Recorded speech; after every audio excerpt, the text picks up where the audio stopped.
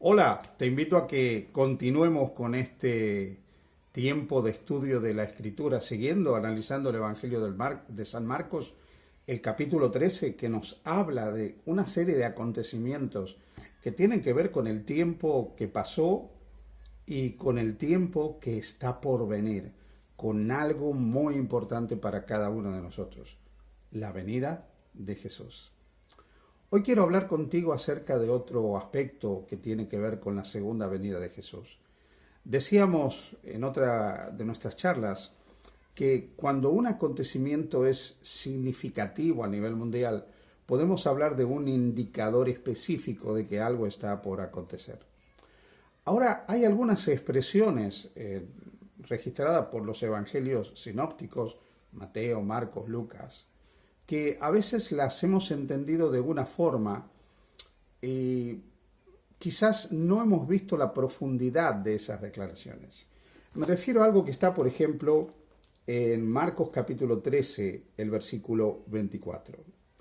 Pero en aquellos días, después de aquella tribulación, el sol se oscurecerá y la luna no dará su resplandor y las estrellas caerán del cielo y las potencias que están en los cielos serán conmovidas.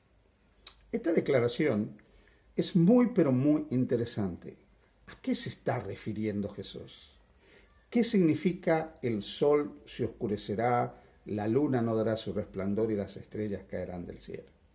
¿Recuerdas que al principio de esta serie dijimos que este capítulo de la Escritura, como sus gemelos que están en Mateo y Lucas, presenta algunas particularidades que tienen que ver con la interpretación profética, porque nos habla de algo que vivió la primera generación de cristianos, que vivieron los primeros judeo-cristianos, pero nos habla también de algo que se iba a ir produciendo a lo largo de la historia y que nos iba a marcar también el final de la historia de la salvación.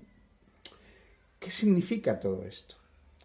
Mira, cuando nosotros vamos a la Biblia y podemos leer numerosos pasajes, tú puedes con tu Biblia buscar lo que yo te estoy diciendo.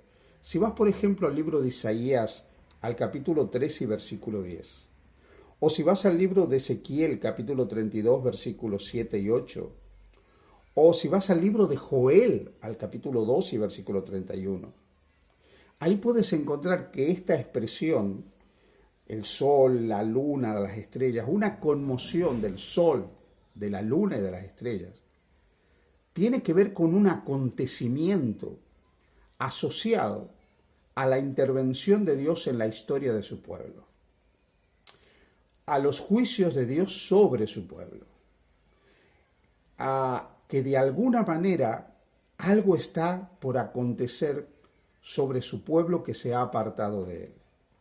Esta conmoción del sol, de la luna y de las estrellas representa en primer lugar, si comparamos con los textos que hemos ido mencionando, la caída de Israel como luz, la caída de Israel como un reflejo de la luz de Dios para la humanidad.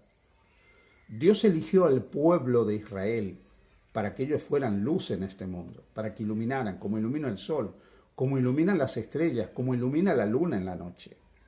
Pero lamentablemente Israel no lo fue.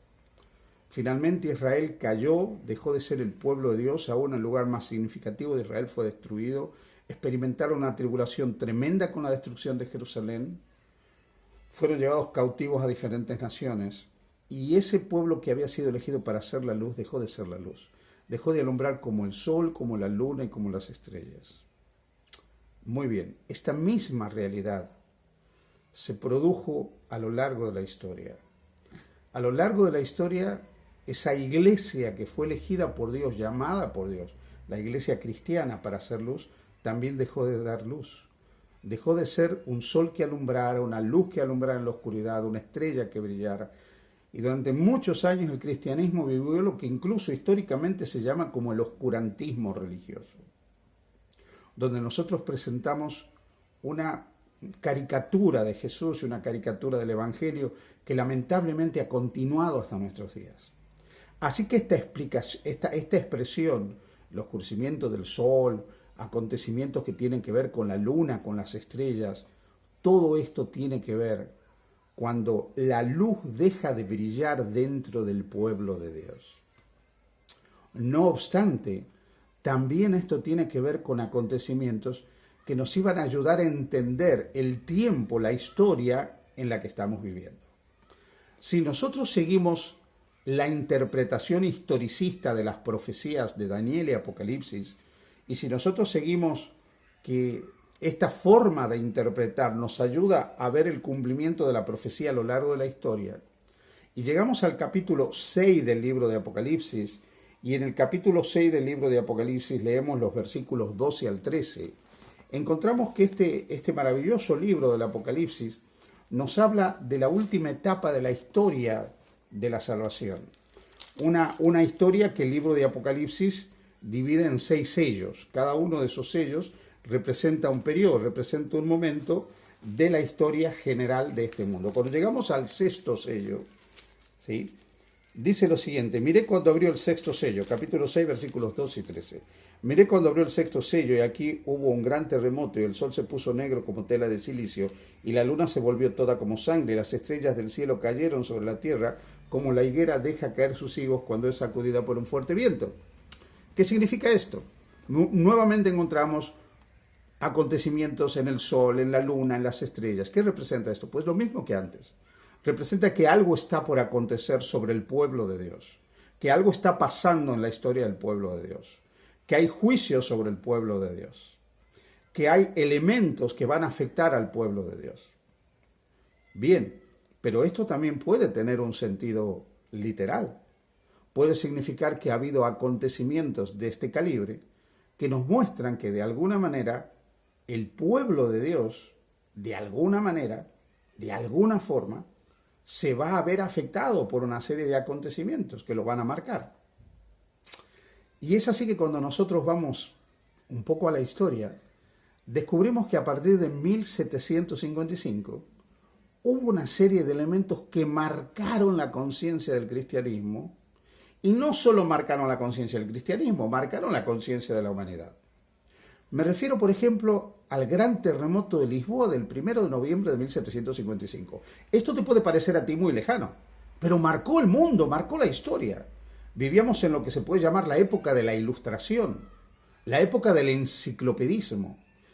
Y el terremoto de Lisboa rompió con una racha de optimismo que había sobre la humanidad ilustrada, que creía que el hombre, a través de sus descubrimientos y a través de la razón y a través del conocimiento, iba a lograr una era de felicidad para toda la humanidad. Este terremoto que devastó prácticamente la ciudad de Lisboa, que en pocas horas mató más de 60.000 personas y cuyos efectos se sintieron hasta Groenlandia, las Antillas, los montes Urales y el norte de África, modificó incluso la secuencia de movimientos sísmicos, porque a partir de ese momento aumentaron más.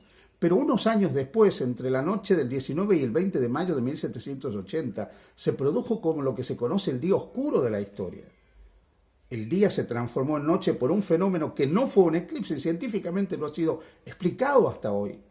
Un par de años después, el 13 de noviembre de 1833, se produjo una de las caídas de estrellas fugaces más grandes de la historia.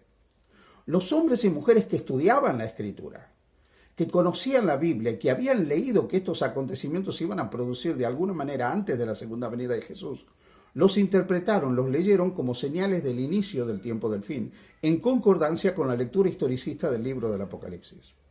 Así que desde esta perspectiva podríamos decir que el terremoto de Lisboa, el oscurecimiento del sol de 1780 y la caída de estrellas de 1833 nos marcan a nosotros que estamos viviendo no en los postreros días. Eso ya lo vivimos desde que Jesús vino a la tierra.